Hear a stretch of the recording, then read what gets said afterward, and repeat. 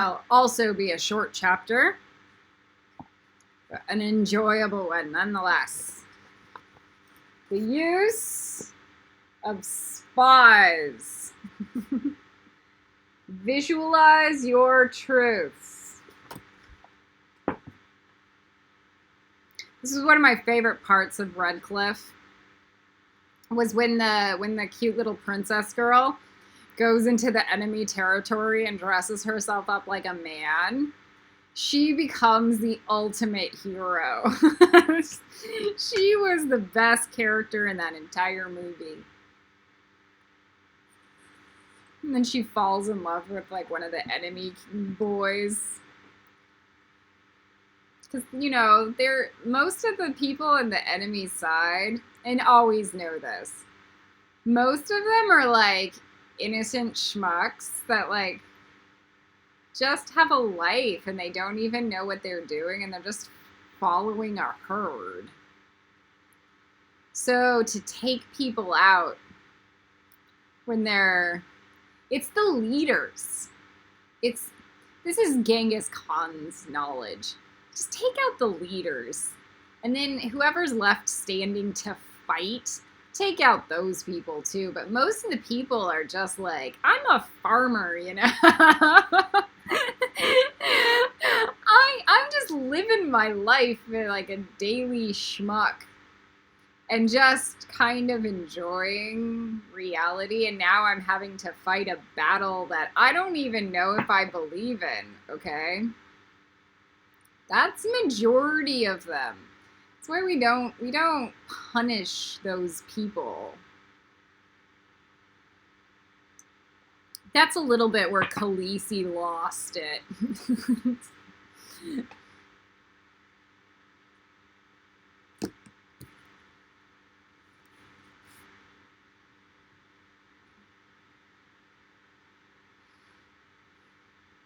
Sun Tzu said, raising a host of 100,000 men and marching them great distances entails heavy loss on the people and a drain on the resources of the state. The daily expenditure will amount to 1,000 ounces of silver.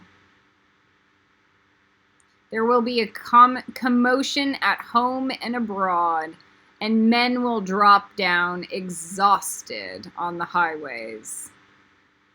As many as 700,000 families will be impeded in their labor.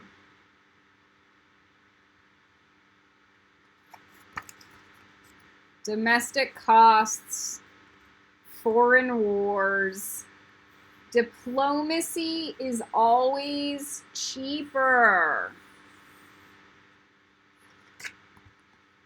All right, the only people that make money off of war are the ammunition dealers, the gun dealers, bomb makers. Very rarely is it the community. In World War II, how the economic development ensued with the United States and even with Germany, building up because the entire country rallied around the war to develop productivity. That's the only reason. And probably for something that they believed in. And then Germany was already in a state of economic crisis and political crisis and social crisis. So them going to war made sense. Hostile armies may face each other for years, striving for the victory which is decided in a single day. Thus being so, to remain in ignorance of the enemy's condition, simply because one grudges the outlay of 100 ounces of silver in honors and emoluments is the height of inhumanity. Let me replay. To remain ignorant of the enemy's condition, simply because one grudges the spending of cheap amounts of money, but it seems like a lot, okay? It's the height of inhumanity. So you'll go to war, which will end up costing fortunes, but you won't pay a few $100s up front.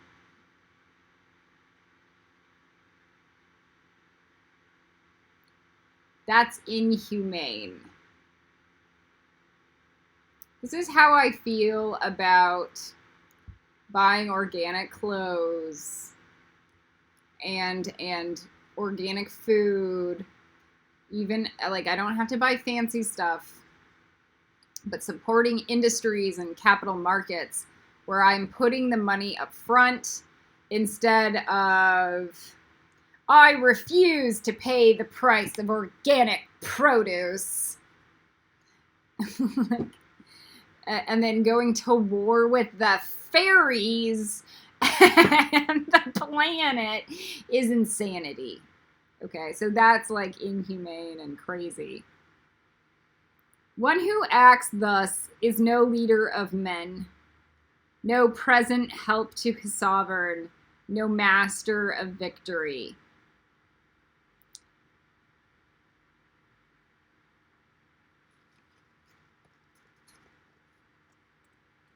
Grudges, resentments, jealousy, damage to self-interests. All right, let me tell you something.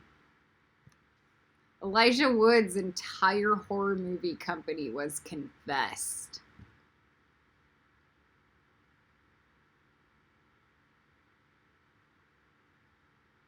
Because he refuses to speak one sentence to me.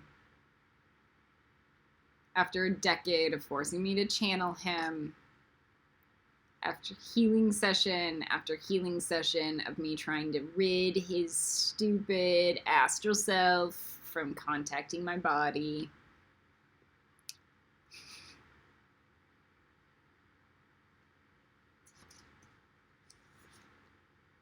He refuses to invest one conversation with me, and his entire horror movie company is confessed. 13 years. It's the same thing. Not going to the dentist to spend the few $100s to get a cavity filled.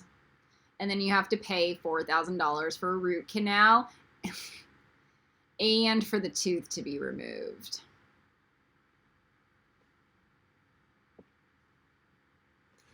So all aspects of our personality that are like that refuse to deal with situations in reasonable upfront payment kind of ways, we are turning those components of our personality off.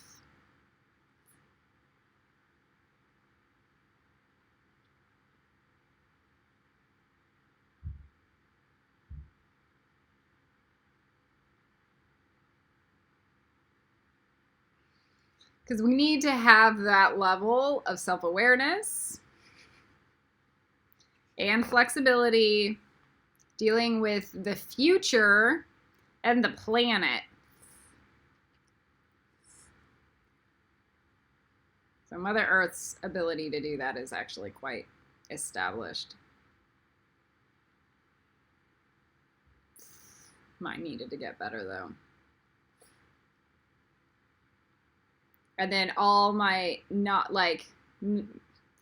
my ability to handle those situations reasonably up front need to be turned on.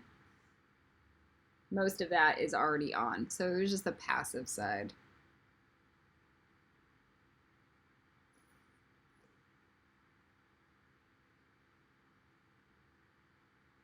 This might be painful to turn on for some of you guys.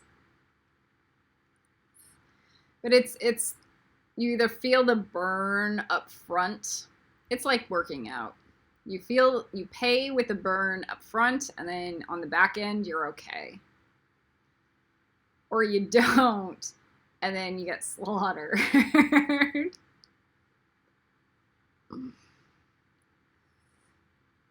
All right. Thus, what enables the wise sovereign and the good general to strike and conquer and achieve things beyond the reach of ordinary men is foreknowledge. Now, this foreknowledge cannot be elicited from spirits. It cannot be obtained inductively from experience, nor by any deductive calculation.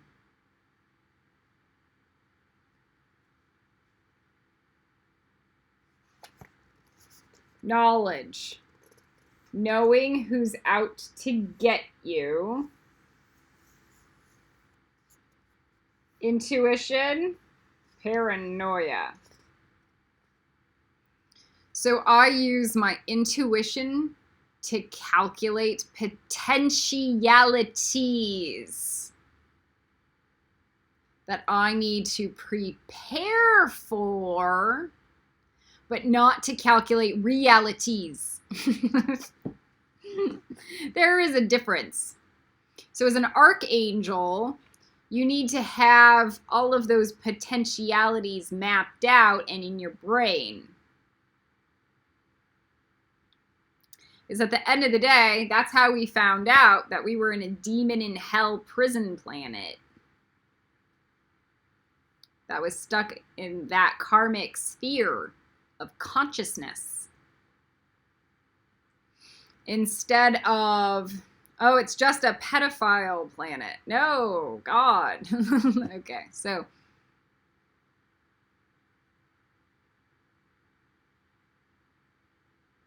that intuition and that paranoia developed a conclusion and an understanding of the current situation, but it did not create psychosis.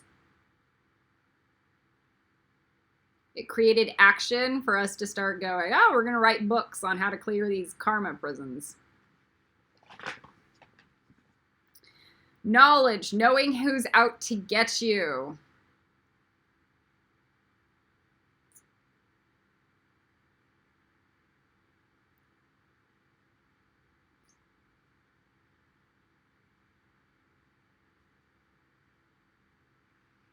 There will be very few people in life out to get you.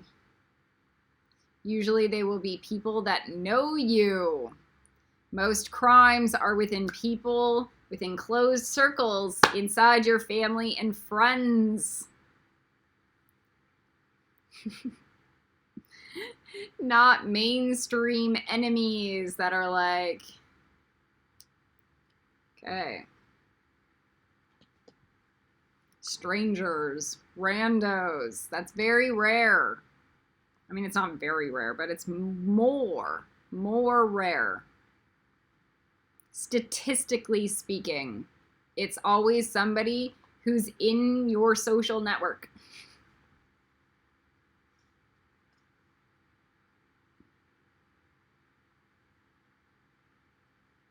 Enemies do not like to invest in people they do not know as much.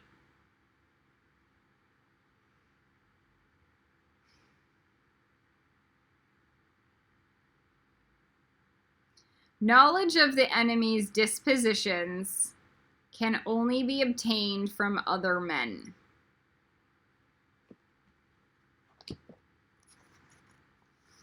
Let me repeat that. Knowledge from the enemy's dispositions can only be obtained from other men. That means if I want if I want spies, physical ones, giving me information. We talk about this in Malkuth. This is the mole magic. So the moles are people that will be near those that you want reporting from. So I had a few in the mystery school. People that would come to me with intelligence. That would go and they would collect feedback and intelligence, and then I would gain knowledge and perspective.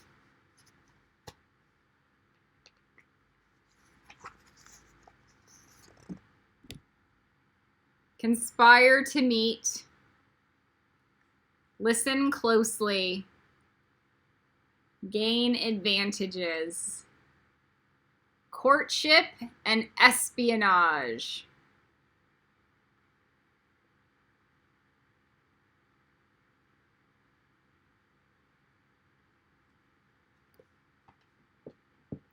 You gain knowledge by physically acquiring it. The psychic wavelengths are not great to gain knowledge. Hence the use of spies, of whom there are 5 wait, let me reframe that. If you do not travel the underworlds of the Clippeth, you do not have any accurate psychic knowledge. If you travel the underworld of the Clippeth, you understand exactly how low people will go.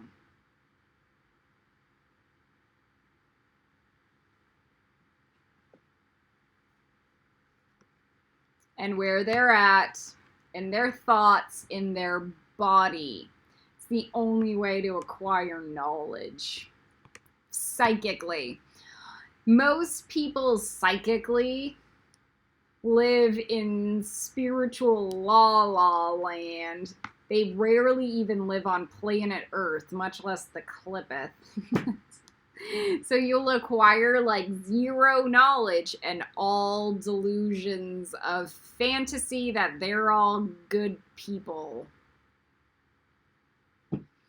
Apparently we're all good people in the higher planes. Okay. Hence the use of spies, of whom there are 5 classes. Local spies, inward spies, converted spies, doomed spies, and surviving spies.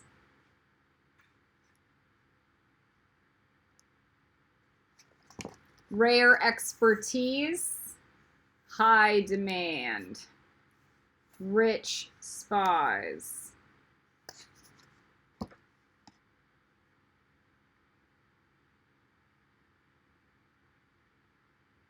When these 5 kinds of spy are all at work, none can discover the secret system. This is called divine manipulation of the threads.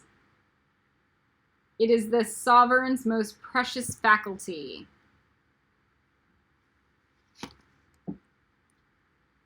Journalism and philosophy.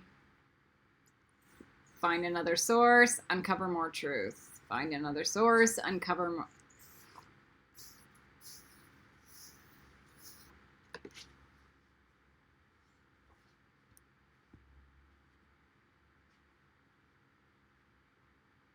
Having local spies means employing the services of inhabitants of a district.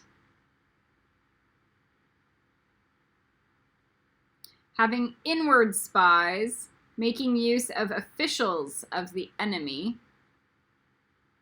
Having converted spies, getting hold of the enemy's spies and using them for our own purpose.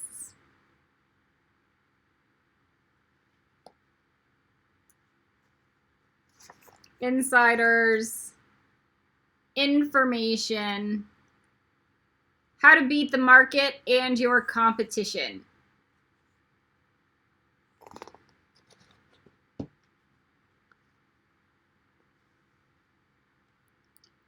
Having doomed spies. Doing certain things openly for purposes of deception. And allowing our spies to know of them and report them to the enemy.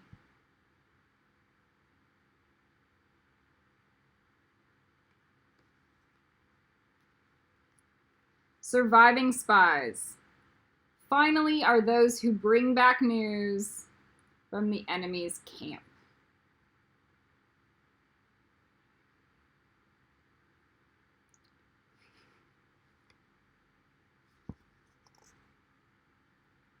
Nothing to lose, enemies to thwart, the double cross.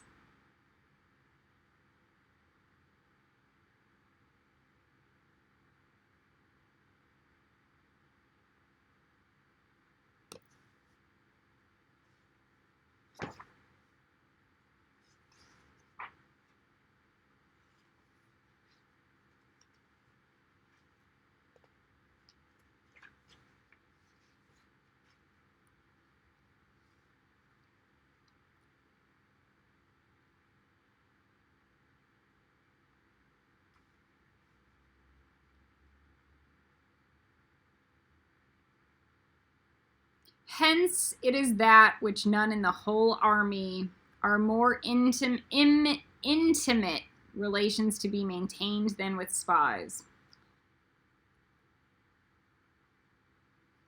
Intimidated relations. That's what I was trying to say. All right.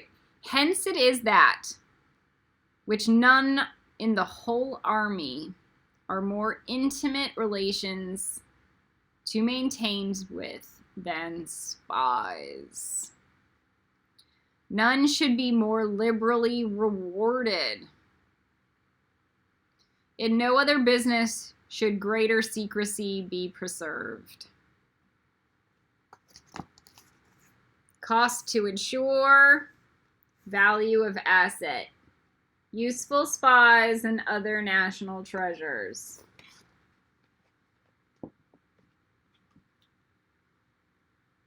So the CIA operates off of that space. At least in our delusions of grandeur about it. The NSA as well. They will spend huge amounts of money to gather intelligence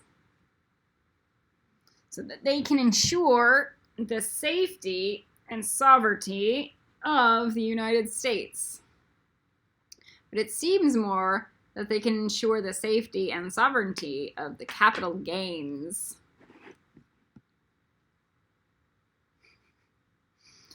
of major businesses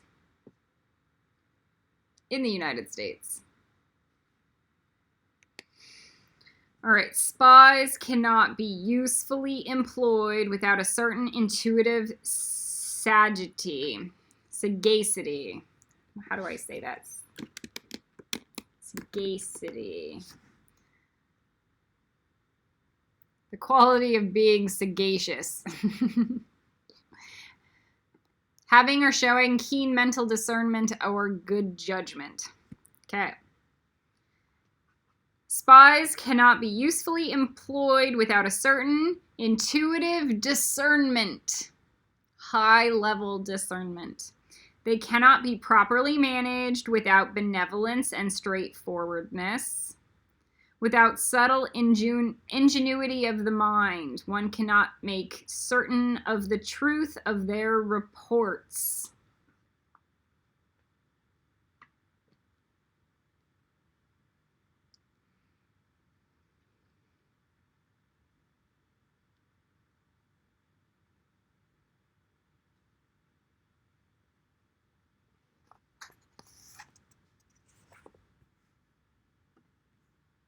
Perceptive, honest, pragmatic.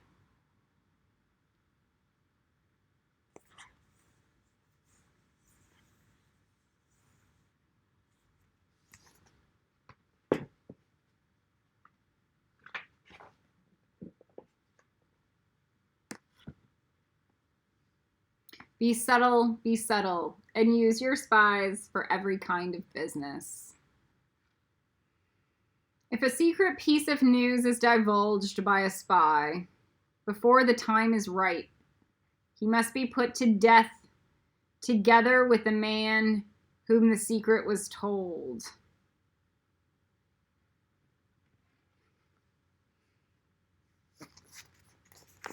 Allah's ability to keep a secret. So that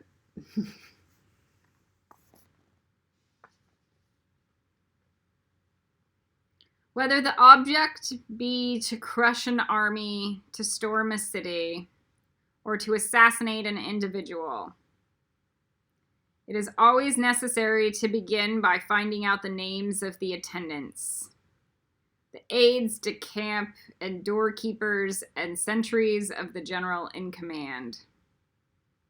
Our spies must be commissioned to ascertain these. Stones left unturned.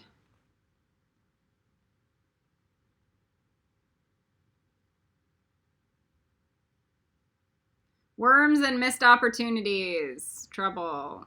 Okay. So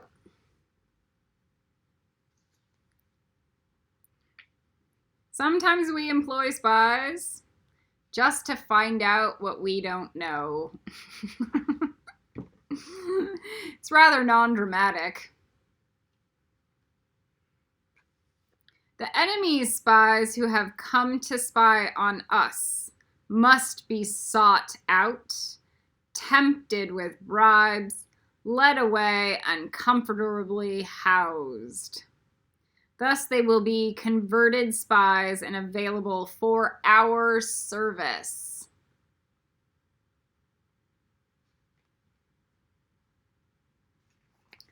This is pretty gross. Lobby. Wine, dine. How laws and babies are made. God. So sometimes, Mom, why was I born onto this planet? It was to pacify your father and make him my spy instead of my enemy.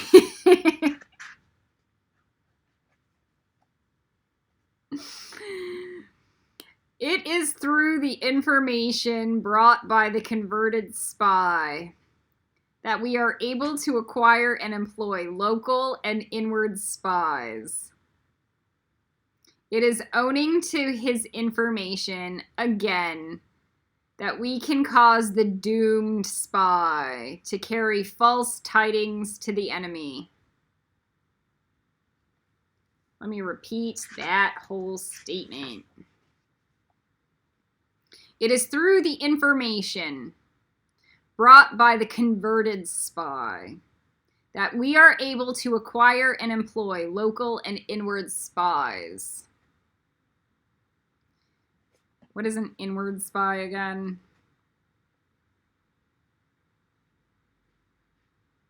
The local is where we employ them in the district. Oh, the inward spies, making use of officials of the enemy. So with the help of the converted spy, we can employ the local area and the officials within that company. And it is owing to his information, again, that we can cause the doomed spy to carry false tidings to the enemy. So those converted spies are probably the most coveted. Repeated misinformation, ignored.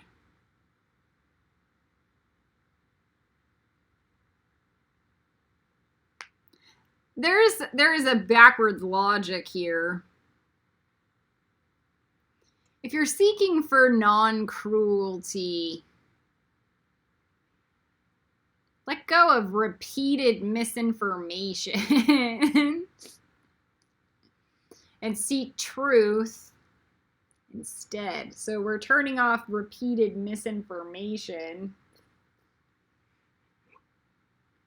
Man, that was not turned off.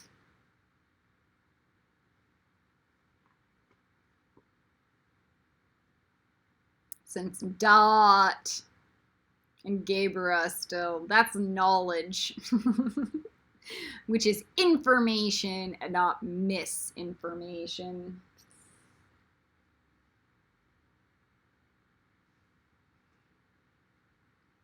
And then we have not repeated misinformation. I have a way more active approach here. I spent a lot of logical time figuring out, calculating information.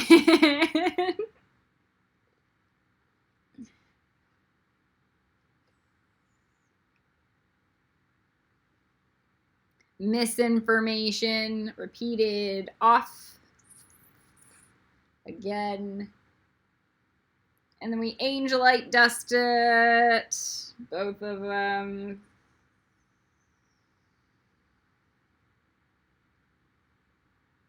And then we clear out whatever repeated misinformation was in our active space. We clean that out with angelite dust too. And then we dump the angel aura all over the egg.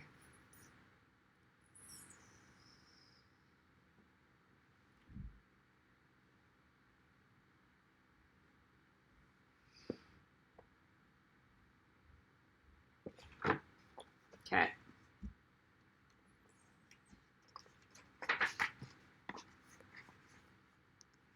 Lastly, it is by his information that the surviving spy can be used on by appointed occasions. The end and aim of spying, in all its 5 varieties, is knowledge of the enemy. And this knowledge can only be derived in the first instance from the converted spy.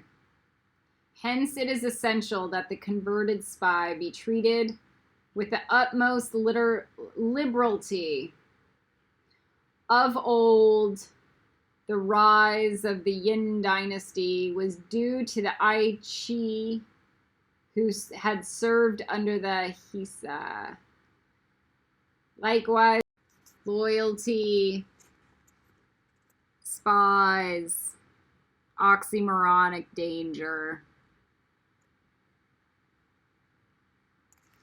So that's it. It's like, here's the deal. Kelly, if she wanted to betray me, would make the best spy, and the same for me to her. The likelihood of that is slim, mostly due to the alignment of being above the wheel.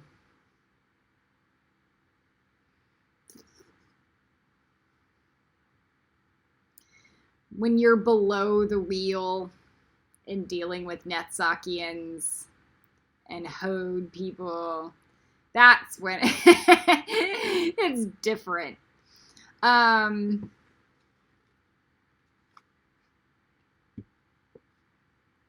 Hence, it is only the enlightened ruler and the wise general who will use the highest intelligence of the army for purpose of spying and thereby achieve great results. Spies are a most important element in water because on them depends the army's ability to move. Big time. Spies and scouts. Same thing. Success, applied intelligence in times of war and peace. The higher the levels of intelligence,